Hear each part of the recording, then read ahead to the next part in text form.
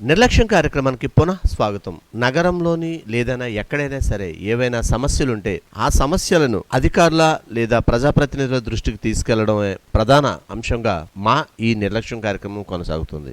అధికారులారా, తక్షణమే స్పందించండి, లేదంటే పెను ప్రమాదం మనం కొని తెచ్చుకున్నట్టు అవుతుంది. ఇక విషయానికి వస్తే, స్థానిక బైపాస్ రోడ్లో గల ఒక జంక్షన్లో స్ట్రీట్ లైట్ పోల్ చూడడానికి బానే ఉంది కదా. ఒక్కసారి దాన్ని పునాది చూపిస్తాను చూడండి.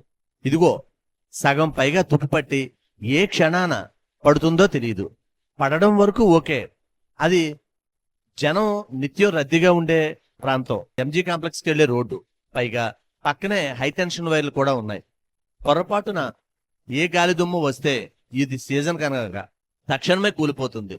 తర్వాత ఎంత ప్రమాదం జరుగుతుందో మన ఊహకు కూడా అందదు.